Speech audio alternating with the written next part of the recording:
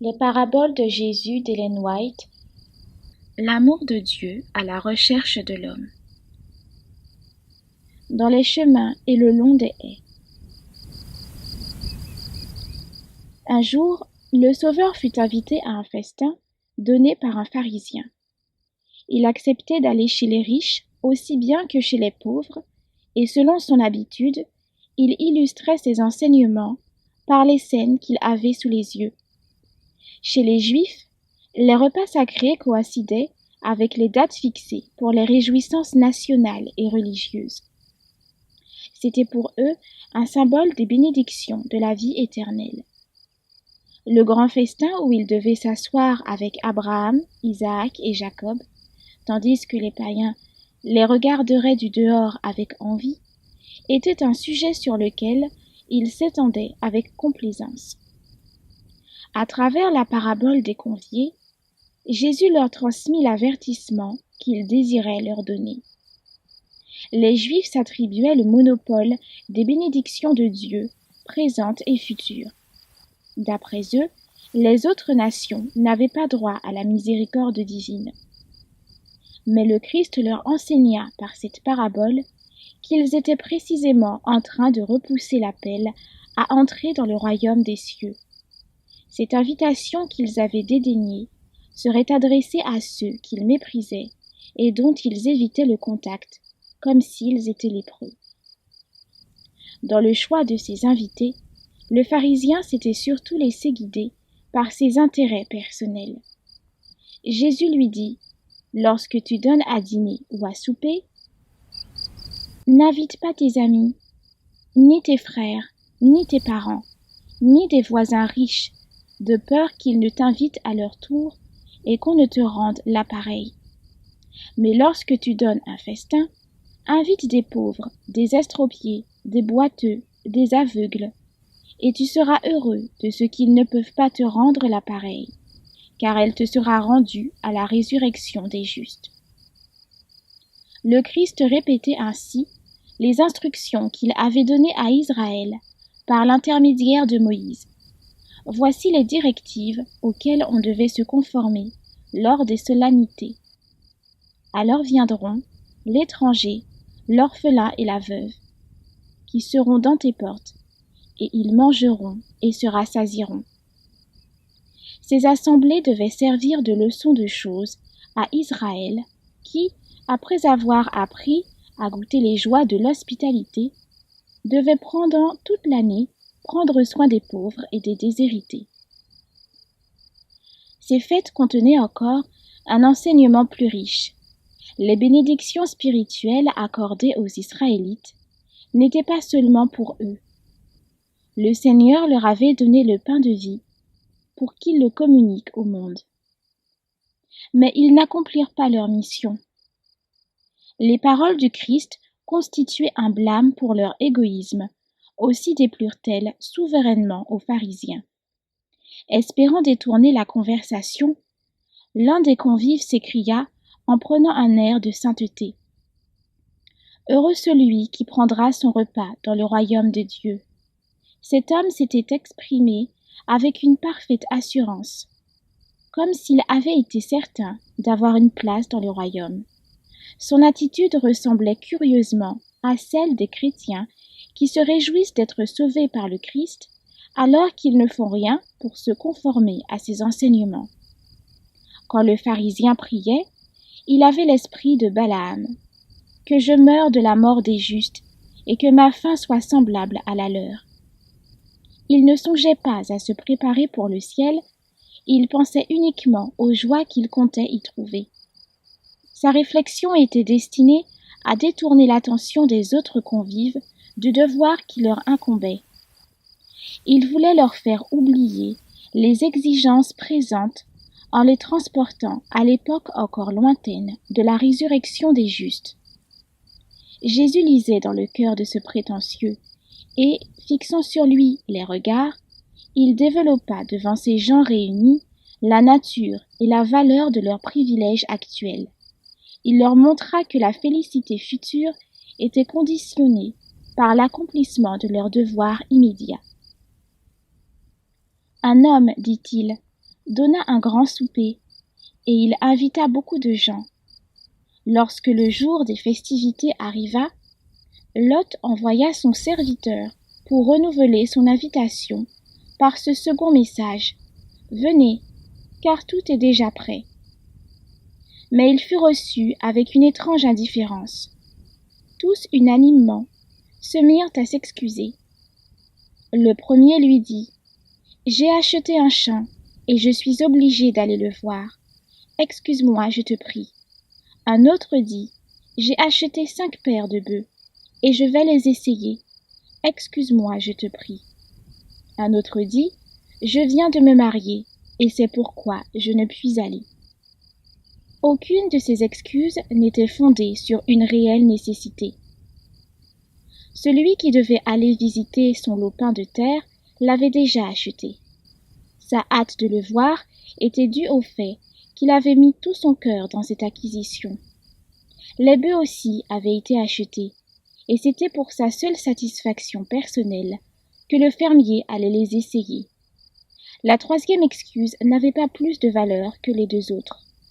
Le mariage n'était pas une raison pour décliner l'invitation, car la femme aurait également été la bienvenue. Mais l'époux avait des projets de réjouissance dont il se promettait plus de joie que du banquet en question. Il avait appris à trouver du plaisir dans une autre compagnie que celle de son hôte. Il ne présenta pas d'excuses et ne se conforma même pas à la plus élémentaire politesse. Dire « je ne puis » n'était qu'une manière de voiler la vérité. Je n'ai aucune envie d'y aller. Toutes ces excuses révèlent un esprit préoccupé. Ces différents invités s'étaient laissés absorber entièrement par d'autres intérêts.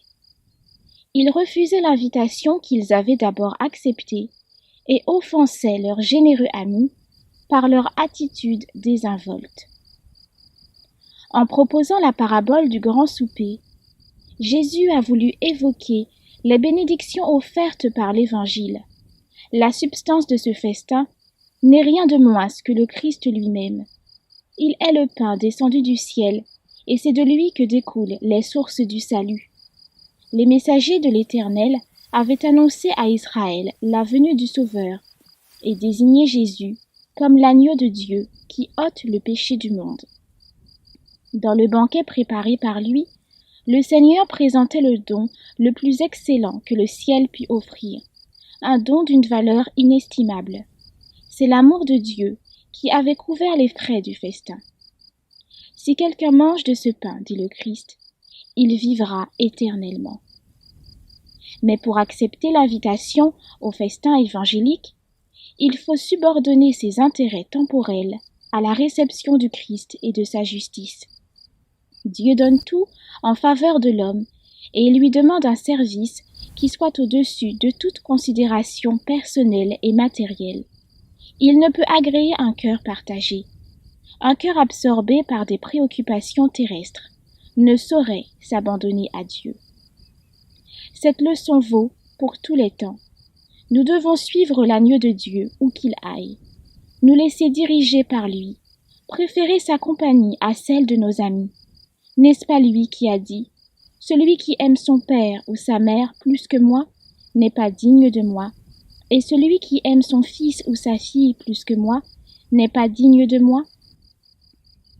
Autour de la table familiale, quand il rompait le pain quotidien, nombreux étaient les contemporains de Jésus qui disaient « Heureux celui qui prendra son pain dans le royaume de Dieu ». Mais le Christ montra combien il était difficile de trouver des invités pour la table qui avait été dressée au prix d'un sacrifice infini. Ceux qui écoutaient ces paroles éprouvaient le sentiment d'avoir négligé les appels de la miséricorde. Les biens de la terre et les plaisirs occupaient toutes leurs pensées. C'est unanimement qu'ils s'étaient excusés. Il en est encore ainsi de nos jours. Les excuses présentées pour décliner l'invitation au souper recouvrent l'ensemble de celles que l'on invoque pour repousser les appels de l'Évangile. Les uns prétendent qu'ils ne peuvent pas compromettre leur prospérité matérielle pour satisfaire aux exigences de la vérité. Ils attachent plus d'importance à leurs intérêts personnels, immédiats, qu'aux réalités éternelles. Les bénédictions mêmes qu'ils ont reçues du ciel deviennent ainsi une barrière qui les sépare de leur Créateur et Rédempteur. Ils ne consentent en aucune manière à renoncer à leurs projets et ils répondent aux messagers porteurs de l'invitation miséricordieuse. Pour le moment, retire-toi. Quand j'en trouverai l'occasion, je te rappellerai. D'autres objectent les difficultés qu'ils rencontreraient dans leur entourage s'ils obéissaient à Dieu. Ils ne peuvent pas, disent-ils, se permettre d'agir autrement que leurs parents et leurs amis. Ils ressemblent en tout point aux personnages dont parle la parabole. Le maître est sensible au mépris qui se cache dans leurs futiles excuses. L'invité qui répond « Je viens de me marier, et c'est pourquoi je ne puis aller » représente une forte proportion d'êtres humains. Ils sont nombreux, en effet, ceux qui permettent à une femme ou à un mari de les empêcher de répondre aux appels de Dieu. Le mari dira « Je ne peux suivre ma conviction tant que ma femme s'y opposera. Son influence me créerait de trop grandes difficultés. » La femme entend cet appel miséricordieux. « Viens, car tout est prêt. » Et elle répond « Je te prie de m'excuser. Mon mari décline l'invitation de la grâce. Il dit que ses affaires ne lui permettent pas de l'accepter. Je dois le suivre, je ne puis donc pas venir. » Les enfants sont impressionnés et ils désirent se rendre au festin. Mais comme ils aiment leurs parents et que ceux-ci repoussent les appels de l'Évangile, ils pensent qu'on ne peut s'attendre qu'ils y aillent seuls. Eux aussi disent « Excuse-moi ». Tout cela rejette l'appel du Sauveur parce qu'ils redoutent la division dans le cercle de la famille. En refusant d'obéir à Dieu, ils croient assurer leur tranquillité et leur prospérité. Mais c'est une illusion. Celui qui sème l'égoïsme moissonnera l'égoïsme.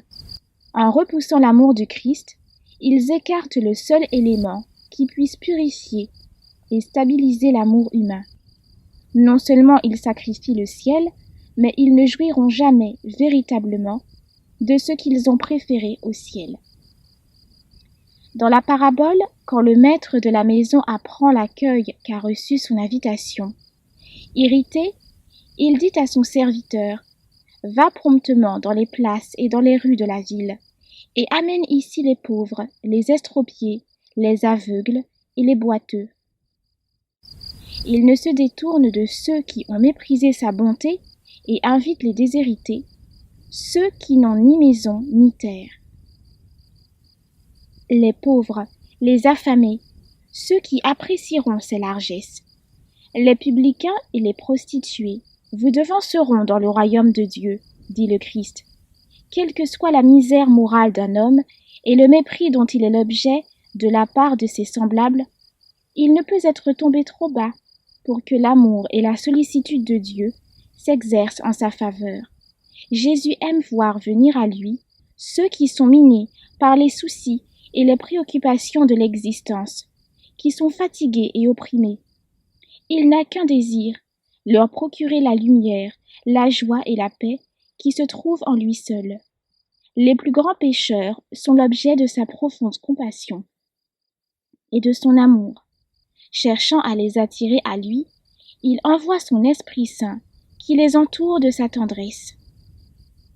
Le serviteur chargé d'amener des pauvres et des aveugles donne son rapport. « Maître, ce que tu as ordonné a été fait, et il y a encore de la place. » Et le maître dit au serviteur, « Va dans les chemins et le long des haies, et ceux que tu trouveras, contre-les d'entrée, afin que ma maison soit remplie. » Le Christ fait ici clairement allusion à la proclamation de l'Évangile en dehors de la sphère du judaïsme, sur les grands chemins et le long des sentiers du monde.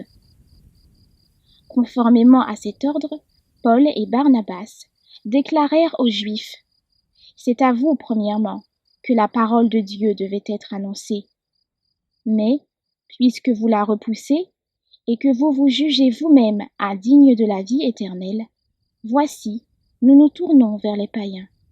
Car ainsi nous l'a ordonné le Seigneur. Je t'ai établi pour être la lumière des nations, pour porter le salut jusqu'aux extrémités de la terre. Les païens se réjouissaient en entendant cela. Ils glorifiaient la parole du Seigneur, et tous ceux qui étaient destinés à la vie éternelle crurent. Le message évangélique délivré par les disciples du Christ était la proclamation de sa première venue dans le monde. Il apportait la bonne nouvelle du salut par la foi en lui. Il annonçait son retour en gloire pour racheter son peuple et donner aux hommes l'espérance de participer par la foi et l'obéissance à l'héritage des saints dans la lumière. Ce message est toujours actuel. Il se double aujourd'hui d'un avertissement relatif à l'imminence de la seconde venue du Seigneur. Les signes précurseurs qu'il avait lui-même donnés se sont accomplis, et nous pouvons savoir par les Écritures que Jésus-Christ est à la porte. Dans l'Apocalypse, Jean prédit en ces termes la proclamation de l'Évangile à la veille du retour du Christ. Je vis un autre ange qui volait par le milieu du ciel, ayant un évangile éternel pour l'annoncer aux habitants de la terre, à toute nation, à toute tribu, à toute langue et à tout peuple. Il disait d'une voix forte, « Craignez Dieu et donnez-lui gloire, car l'heure de son jugement est venue. Et adorez celui qui a fait le ciel et la terre et la mer et les sources d'eau. » Dans la prophétie, cette mise en garde à propos du jugement et les messages qui l'accompagnent sont suivis de l'apparition du Fils de l'homme sur les nuées des cieux. La proclamation du jugement constitue l'annonce de la proximité de la venue du Seigneur. Or, cette proclamation est appelée Évangile éternel. La prédication relative au retour imminent du Christ constitue donc une partie essentielle du message évangélique. La Bible déclare que dans les derniers jours, les hommes seront absorbés par leurs affaires, les plaisirs et le souci de gagner de l'argent. Ils auront les yeux fermés aux réalités éternelles. Ce qui arriva du temps de Noé arrivera de même à l'avènement du Fils de l'homme. Car, dans les jours qui précédèrent le déluge, les hommes mangeaient et buvaient, se mariaient et mariaient leurs enfants, jusqu'au jour où Noé entra dans l'arche. Et ils ne se doutèrent de rien, jusqu'à ce que le déluge vînt et les emporta tous. Il en sera de même à l'avènement du Fils de l'homme. Il en est de même aujourd'hui. Les hommes recherchent avec frénésie les richesses et les plaisirs égoïstes, comme s'il n'y avait ni Dieu, ni ciel, ni au-delà. Au temps de Noé, l'annonce du déluge devait amener les hommes à s'effrayer de leur méchanceté et les appeler à la repentance. Ainsi, le message du retour prochain du Christ doit détourner les hommes de leur attachement aux choses terrestres. Il a pour but de les éveiller à la perception des réalités éternelles et de les inciter à prendre garde à l'invitation du Seigneur. L'invitation évangélique est à transmettre au monde entier, à toute nation, à toute tribu, à toute langue et à tout peuple. Il faut que le dernier message d'avertissement et de miséricorde éclaire toute la terre de sa gloire, qu'il pénètre toutes les couches de la société, riches et pauvres, grands et petits. Va dans les chemins et le long des haies, dit le Christ, et ceux que tu trouveras, contre l'un d'entrée, afin que ma maison soit remplie. Le monde périt, faute de connaître l'Évangile. Une famine de la parole de Dieu sévit. Ils sont rares, en effet, ceux qui prêchent le message divin sans y mêler des traditions humaines. Tout en possédant la Bible, les hommes ne reçoivent pas les bienfaits que le Seigneur y a placés à leur attention. Dieu a chargé ses serviteurs de porter son invitation au monde. Il faut que les paroles de vie soient transmises à ceux qui périssent dans leurs péchés. En donnant l'ordre d'aller dans les chemins et le long des haies, le Christ précise la mission de tous ceux qu'il appelle à son service. La terre entière est le champ où ils doivent exercer leur activité. Toute la famille humaine est représentée au sein de leur communauté. Le Seigneur désire que sa parole de grâce soit offerte à chaque âme. Le travail personnel entre pour une grande part dans cette œuvre. C'était la méthode du Sauveur. Son ministère comportait beaucoup de contacts individuels. Il aimait particulièrement les entretiens en tête-à-tête. Ainsi, par l'intermédiaire d'une seule âme, le message pouvait fréquemment toucher des milliers de gens. Nous ne devons pas attendre que l'on vienne à nous. Il faut aller chercher les hommes là où ils se trouvent. Quand la parole a été prêchée du haut de la chair, le travail ne fait que commencer. Des multitudes ne seront jamais touchées par l'Évangile si nous n'allons pas le leur annoncer. L'invitation au festin avait tout d'abord été envoyée au peuple juif, appelé à être l'instructeur et le conducteur des autres nations. Il était le dépositaire des rouleaux sacrés qui annonçaient la venue du Messie. Il avait aussi la charge des services symboliques préfigurant sa mission. Si les prêtres et le peuple avaient répondu à l'invitation du Christ, ils se seraient unis à ses messagers pour la transmettre au reste du monde. La vérité leur avait été envoyée pour qu'ils la communiquent à d'autres. Comme ils repoussèrent l'appel, celui-ci fut adressé aux pauvres, aux infirmes, aux boiteux et aux aveugles. Les publicains et les gens de mauvaise vie l'acceptèrent. Lorsque cet appel est transmis aux païens, le même plan est suivi. Le message est tout d'abord proclamé dans les places et dans les rues, c'est-à-dire à ceux qui jouent un rôle prédominant dans le monde pour enseigner et conduire le peuple. Les serviteurs du Seigneur feraient bien de s'en souvenir. L'invitation doit être présentée aux bergers du troupeau, aux hommes qui ont reçu de Dieu la mission d'enseigner comme une parole qu'ils doivent prendre en considération. Ceux qui appartiennent aux classes supérieures de la société doivent être cherchés et conviés avec affection et sollicitude. Des hommes engagés dans les affaires et occupant des postes de confiance, des hommes de science et de génie, des prédicateurs de l'Évangile dont l'esprit n'a pas encore été attiré sur les vérités particulières pour notre époque. Voilà les premiers qui devraient entendre l'invitation. Il faut leur en faire part. Nous devons accomplir une œuvre auprès des riches. Puisqu'ils sont les dépositaires des biens que le ciel leur a confiés, il convient d'éveiller en eux le sens de leur responsabilité. Il faut leur rappeler qu'ils auront un jour à rendre compte de leur fortune à celui qui juge les vivants et les morts. Les riches ont besoin que vous travailliez pour leur âme dans l'amour et la crainte du Seigneur.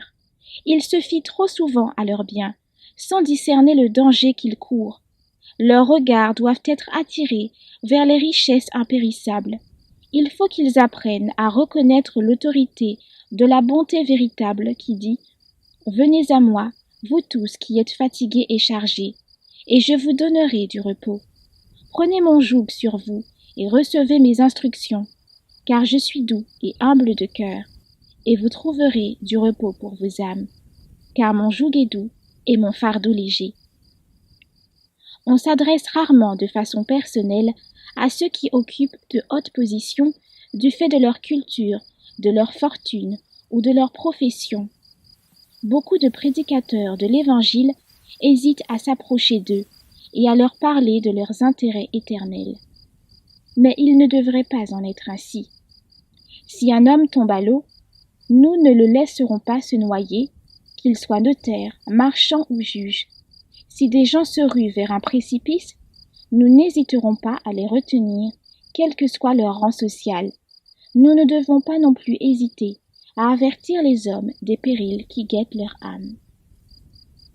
Nul ne doit être négligé sous prétexte qu'il semble absorbé par les biens d'ici-bas.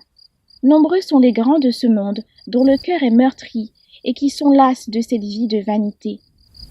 Ils soupirent après une paix qu'ils ne possèdent pas. Dans les classes les plus élevées de la société, des âmes ont faim et soif de salut. Beaucoup accepteraient le secours d'un messager du Seigneur s'il se présentait à eux, personnellement, d'une manière courtoise, avec un cœur rempli de l'amour du Christ. Le succès du message évangélique ne dépend pas de discours savamment conçus, d'éloquents témoignages ou d'une argumentation serrée, mais de la simplicité avec laquelle il est délivré et de son adaptation à ceux qui ont faim du pain de vie. Que dois-je faire pour être sauvé? Voilà comment s'exprime le besoin profond de l'être humain. Des milliers de personnes peuvent être touchées de la façon la plus humble. Les hommes et les femmes les plus cultivés, ceux que l'on considère comme les mieux doués, sont souvent vivifiés par les simples paroles d'une âme qui aime Dieu et qui peut parler de cet amour aussi naturellement que l'homme du monde s'entretient de ses intérêts les plus chers. Souvent, les discours les mieux préparés ne produisent que peu d'effet, mais le témoignage loyal et sincère d'un fils ou d'une fille de Dieu, délivré avec une simplicité naturelle, a la puissance d'ouvrir des portes longtemps fermées au Christ et à son amour. Que celui qui accomplit l'œuvre du Seigneur se rappelle qu'il ne doit pas compter sur sa propre force, qu'il ait recours à Dieu avec foi en sa puissance salvatrice, qu'il combatte avec lui dans la prière et fasse usage de tous les moyens que le Seigneur met à sa disposition. Le Saint-Esprit donnera de l'efficacité à ses travaux et les anges du ciel seront à ses côtés pour toucher les cœurs. Si les principaux de Jérusalem et les conducteurs religieux avaient répondu à l'appel de Jésus, quel centre missionnaire cette ville serait devenue? Israël, se détournant de son apostasie, se serait converti et une puissante armée se serait constituée pour la cause de Dieu. Avec quelle rapidité l'Évangile n'aurait-il pas atteint les extrémités de la terre? Si donc de nos jours, des hommes influents et capables étaient gagnés à la cause du Christ, ils accompliraient une œuvre admirable en faveur des pécheurs et de ceux qui sont rejetés par la société, et répandraient partout la bonne nouvelle du salut. L'invitation serait transmise avec promptitude, et les conviés ne tarderaient pas à se grouper autour de la table du Seigneur. Mais il ne faut pas penser seulement aux hommes influents et négliger les autres. Jésus recommande aussi à ses messagers d'aller dans les chemins et le long des haies, vers les pauvres et les humbles de la terre, dans les cours et les ruelles de nos grandes cités, dans les chemins écartés des campagnes. Il y a des familles et des individus, peut-être des solitaires en pays étrangers, qui ne font partie d'aucune église et qui, dans leur isolement, en viennent à penser que Dieu les a oubliés. Ils ne savent que faire pour être sauvés. Beaucoup sont plongés dans le péché. Beaucoup se trouvent dans la misère, la souffrance, le besoin, l'incrédulité, le découragement, la maladie physique et morale. Ils aspirent à trouver le baume qui pansera leurs blessures. Satan les pousse à le rechercher dans la luxure et les plaisirs qui consommeront leur déchéance et leur mort. Il leur tend les pommes de Sodome, qui se changent en amertume dès qu'ils les portent à leur bouche. Ils dépensent leur argent pour ceux qui ne nourrissent pas, et ils travaillent pour ceux qui ne rassasient pas. Nous devons voir dans ces êtres souffrants ceux que Jésus est venu sauver. C'est à eux qu'il dit « Vous tous qui avez soif, venez aux eaux, même celui qui n'a pas d'argent. Venez, achetez et mangez. Venez, achetez du vin et du lait, sans argent, sans rien payer. Écoutez-moi donc et vous mangerez ce qui est bon, et votre âme se délectera de mets succulents. Prêtez l'oreille et venez à moi. Écoutez et votre âme vivra. » Dieu nous a tout spécialement recommandé d'avoir des égards pour les étrangers, les proscrits et ceux qui sont faibles de caractère. Bien des gens qui semblent indifférents à toute question religieuse aspirent dans leur cœur au repos et à la paix. Plongés dans les bas-fonds du péché, ils peuvent néanmoins être sauvés. Les serviteurs du Christ doivent imiter son exemple. En se rendant de lieu en lieu, Jésus consolait les affligés et guérissait les malades. Puis, il leur présentait les grandes vérités relatives à son royaume. C'est aussi la mission qu'il a confiée à ses disciples. En soulageant les corps, vous trouverez le moyen de subvenir aux besoins des âmes. Vous pourrez attirer l'attention du monde sur le Sauveur crucifié et parler de l'amour du grand médecin qui seul a le pouvoir de guérir. Dites aux malheureux en proie au découragement qu'il y a de l'espoir pour eux. Malgré leurs égarements et les lacunes de leur caractère, Dieu a encore une joie en réserve pour eux, celle du salut qu'il offre.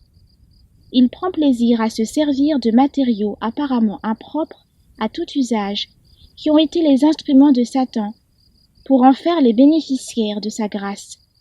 Il se réjouit en les délivrant de la colère qui fondra sur tous ceux qui lui ont désobéi. Il faut leur dire qu'il y a guérison et purification pour tous. Il y a une place pour eux à la table du Seigneur. Celui-ci attend de pouvoir leur souhaiter la bienvenue. Ceux qui vont par les chemins et le long des haies rencontreront des personnes d'un caractère bien différent, qui ont besoin de leur ministère. Il y a des âmes qui marchent dans toute la lumière qu'elles ont reçue et qui servent Dieu de leur mieux. Se rendant compte de la grande œuvre qui reste encore à faire en elles et chez ceux qui les entourent, elles aspirent à connaître Dieu toujours plus parfaitement, mais elles n'ont fait qu'entrevoir les premières lueurs d'une clarté plus vive. Elles prient Dieu avec larmes, le suppliant de leur donner la bénédiction que leur foi discerne dans le lointain. On trouvera nombre de ces gens au sein de la corruption des grandes villes. Beaucoup passent inaperçus à cause de leur condition extrêmement modeste.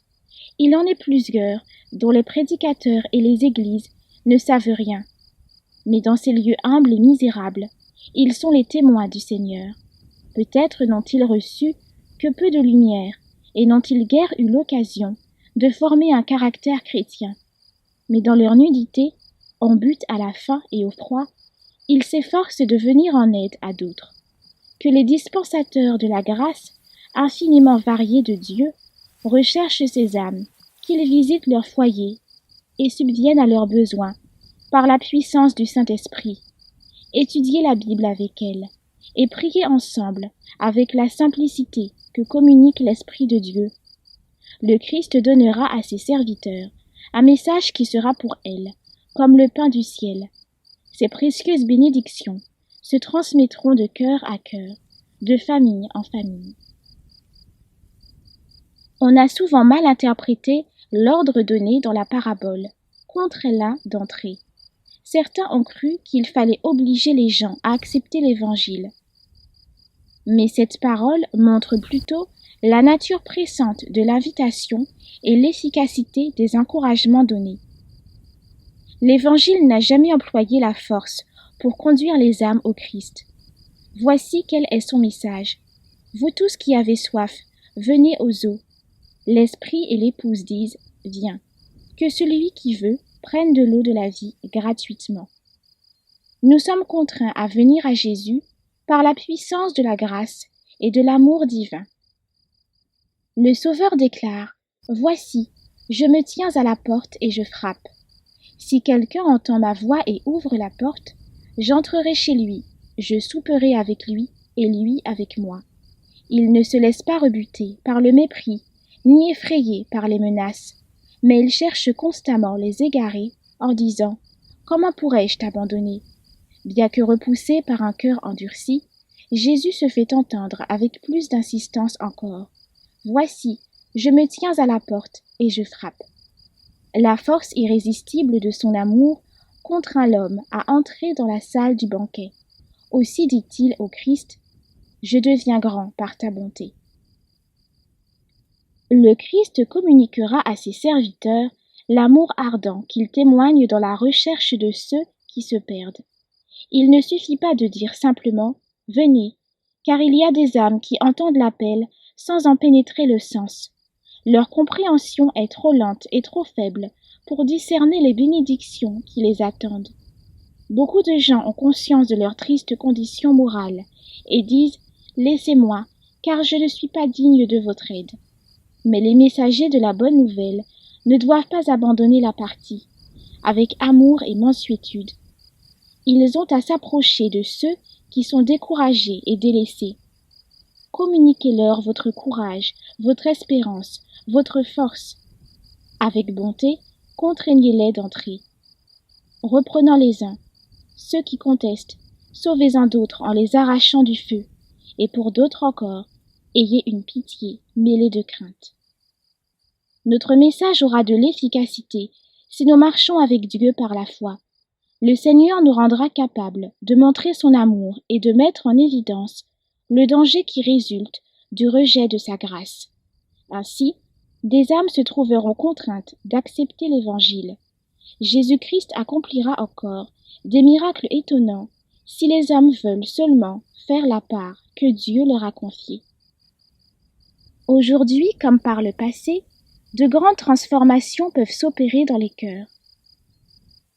John Bunyan, retiré d'une vie de souillure et de péché, et John Newton, auparavant marchand d'esclaves, devinrent les héros d'un sauveur crucifié. Des Bunyan et des Newton peuvent encore être régénérés parmi nos contemporains. Nombre de parias seront encore relevés par ceux qui consentent à collaborer avec la divinité, et à leur tour, ils s'emploieront à restaurer l'image de Dieu dans d'autres âmes. Certaines personnes ont eu très peu d'occasion d'apprendre à connaître leur Sauveur. Elles sont dans l'erreur parce qu'elles ne connaissent rien de mieux. Néanmoins, les rayons de la lumière d'en haut leur parviendront. Le Seigneur leur dira comme à Zachée, « Il faut que je demeure aujourd'hui dans ta maison. » On constatera que ceux qui avaient la réputation d'être endurcis auront des cœurs aussi tendres que des enfants, parce que le Seigneur aura daigné abaisser son regard sur eux. De nombreuses personnes qui ont été plongées dans les erreurs et les péchés les plus grossiers répondront à l'appel divin et prendront la place de celles qui n'ont pas su apprécier les occasions et les privilèges qui leur étaient offerts. Elles figureront parmi les élus de Dieu, parmi ses bien-aimés, et lorsque le Christ viendra dans son règne, elles seront près de son trône. Gardez-vous de refuser d'entendre celui qui parle. Jésus dit, « Aucun de ces hommes qui avaient été invités ne goûtera de mon souper. » Ils ont repoussé l'invitation, elle ne leur sera jamais renouvelée. En rejetant le Christ, les Juifs endurcissaient leur cœur et se plaçaient sous le contrôle de Satan. Il leur était désormais impossible d'accepter la grâce divine. Il en est ainsi aujourd'hui. Celui qui n'apprécie pas l'amour de Dieu, qui ne se laisse pas fléchir et subjuguer par ce principe immuable, est définitivement perdu. Le Seigneur ne peut en donner une manifestation plus grande que celle qui nous a été accordée. Le cœur qui reste insensible à cet amour devient absolument inaccessible. Toutes les fois que vous refusez de prêter l'oreille au message de miséricorde, vous vous endurcissez dans l'incrédulité. Après chaque occasion manquée, vous avez encore moins envie d'écouter la voix de Jésus. Vous diminuez ainsi vos chances de répondre au dernier appel de la miséricorde. Veillez à ce qu'il ne soit pas dit de vous, comme de l'ancien Israël, « Éphraïm est attaché aux idoles, laisse-le. » Prenez garde que le Christ ne vous répète, avec des larmes dans la voix, les paroles qu'il prononçait autrefois sur Jérusalem.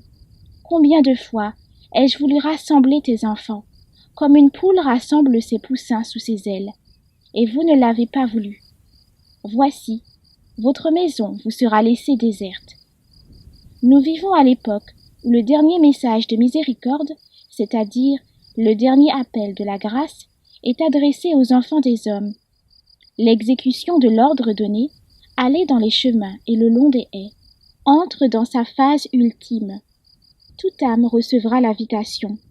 Venez, car tout est prêt. Les anges du ciel opèrent encore en collaboration avec les hommes.